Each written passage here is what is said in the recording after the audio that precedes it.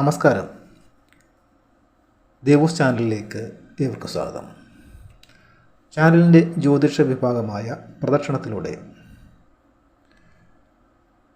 പൂരനക്ഷത്രത്തിൻ്റെ 2024 ഫലങ്ങളാണ് വിവരിക്കുന്നത്. ചാനൽ ആദ്യമായി കാണുന്നവർ ദയവായി സബ്സ്ക്രൈബ് ചെയ്യുക. ഇനി ഇന്നത്തെ വീഡിയോയിലേക്ക് കടക്കാം.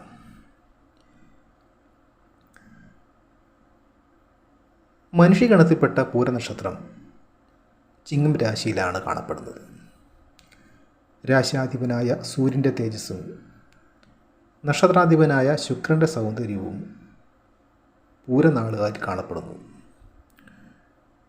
ആദർശബോധവും ധാർമ്മികതയും ദൃഢമായ ദൈവവിശ്വാസവും ഇവരുടെ എടുത്തു പറയേണ്ട സവിശേഷതകളാണ്.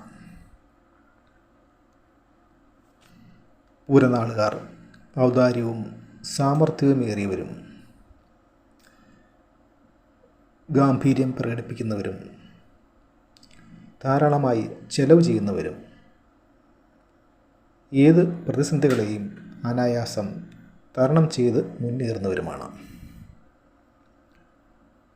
ജീവിതത്തിലെ ഉറച്ച നിലപാടുകൾ ഇവർക്ക് ധാരാളം ശത്രുക്കളെ സൃഷ്ടിക്കും. മറ്റുള്ളവരോട് സഹാനുഭൂതിയോടെ പെരുമാറുകയും നല്ല വാക്കുകളാൽ ആളുകളെ സ്വാധീനിക്കുകയും ചെയ്യുന്ന ഇവർ രാഷ്ട്രീയം, പൊതുമേഖല എന്നീ രംഗങ്ങളിൽ ശോഭിക്കുന്നവരാണ്. ഇനി 2024 പൂരം നാളുകാരുടെ പൊതുഫലങ്ങൾ നോക്കാം. 2023 അപേക്ഷിച്ച് ഈ വർഷം പൂരനാളുകാർക്ക് ഗുണഫലങ്ങൾ പൊതുവെ കുറവായിരിക്കും. രണ്ടാം ഭാവത്തിലെ കേതുവിൻ്റെ സ്ഥിതി മൂലം ഇവർക്ക് അപ്രതീക്ഷിതമായ ചെലവുകൾ ഉണ്ടായേക്കാം. പണം മുടക്കുമ്പോൾ ഏറെ ശ്രദ്ധ ചെലുത്താത്ത പക്ഷം നഷ്ടങ്ങൾ വന്നു ചേരാം. വ്യാഴത്തിൻ്റെ കർമ്മക്ഷേത്ര സ്ഥിതിയാൽ കർമ്മമേഖലയിൽ ഗുണകരമായ മാറ്റങ്ങൾ വന്നു ചേരും. വിദേശത്തേക്ക് പോകാൻ ആഗ്രഹിക്കുന്നവർക്ക് അത് ഈ വർഷം സാധ്യമാകുന്നതാണ്. സ്ത്രീകൾക്ക് പലവിധത്തിലുമുള്ള സാമ്പത്തിക പുരോഗതി ഉണ്ടാകും. മാതാവിൻ്റെ സ്വത്ത് കൈവശം വന്നു ചേരും. സഹോദരങ്ങളുമായി അകൽച്ച നേരിടുന്ന പ്രവൃത്തികൾ ഉണ്ടായേക്കാം. പുതിയ പുതിയ ജോലികളിൽ പ്രവേശിക്കാൻ സാധിക്കുന്നതാണ്. സ്വയം തൊഴിലുകളിൽ ഏർപ്പെട്ടിരിക്കുന്നവർക്കും കച്ചവടക്കാർക്കും സാമ്പത്തിക പുരോഗതി ഉണ്ടാകുന്നതാണ്. രാഷ്ട്രീയക്കാർക്കും പൊതുപ്രവർത്തകർക്കും അപകീർത്തികരമായ കാര്യങ്ങൾ നേരിടേണ്ടതായി വരും. സർക്കാരിനുള്ള ആനുകൂല്യങ്ങൾ ലഭ്യമാകുന്നതിലൂടെ കൃഷിയിൽ നിന്നും ആദായം വർദ്ധിക്കും. വിദ്യാർത്ഥികൾക്കും ഗവേഷകർക്കും അനുകൂലമായ പല മാറ്റങ്ങളും നേട്ടങ്ങളും ഉണ്ടാകുന്നതാണ്. ദീർഘവീക്ഷണത്തോടെയും ആത്മവിശ്വാസത്തോടെയും കാര്യങ്ങൾ ഏറ്റെടുത്ത് പ്രവർത്തിക്കുവാൻ പൂരനാളുകാർക്ക് ഈ വർഷം സാധിക്കുന്നതാണ്. വാഹനാപകടങ്ങൾക്ക് സാധ്യത കാണുന്നു. മത്സരങ്ങളിലും മറ്റും പരാജയങ്ങൾ നേരിടേണ്ടി വരാം.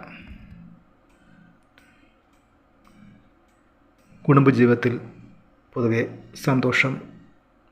സന്തോഷവും സമാധാനവും ഉണ്ടാകും.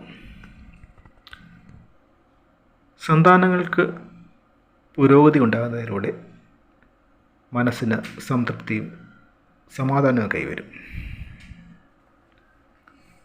വിവാഹ കാര്യങ്ങളിലും മറ്റും അനുകൂലമായ തീരുമാനമുണ്ടാകും. നിയമവ്യവസ്ഥയുമായി ബന്ധപ്പെട്ട് ജീവിക്കുന്നവർക്കും അഭിഭാഷകർക്കും അനുകൂല സമയമാണ്. സന്താനങ്ങളുടെ വിദ്യാഭ്യാസത്തിനായി കൂടുതലായി പണം കണ്ടെത്തേണ്ടി വരും. വർഷം മൊത്തത്തിന് ശേഷം നിലവിലെ ജോലി ഉപേക്ഷിച്ച് പുതിയ ജോലി തേടും. ഭാര്യ മുഖാന്തരം സമ്പത്ത് കൈവശം വന്നു ചേരും. വർഷാവസാനത്തോടെ ഇവർക്ക് പണച്ചെലവുകൾ വർദ്ധിക്കുന്നതാണ്. പുതിയ പുതിയ സംരംഭങ്ങൾ തുടങ്ങി വെക്കും. അപ്രതീക്ഷിതമായി കേസുകളിലും മറ്റും പെട്ടേക്കാം. ചീത്ത കൂട്ടുകെട്ടുകളിൽ അകപ്പെടാതിരിക്കുവാൻ പ്രത്യേകം ശ്രദ്ധിക്കേണ്ടതാണ്. രാഷ്ട്രീയ രംഗത്ത് പ്രവർത്തിക്കുന്നവർക്ക് വർഷാവസാനത്തോടെ നേട്ടങ്ങളുണ്ടാകും. സന്താന ഭാഗ്യം സിദ്ധിക്കുകയും ദീർഘകാലമായുള്ള പല ആഗ്രഹങ്ങളും നേടിയെടുക്കുന്നതിനും സാധിക്കുന്നതാണ്.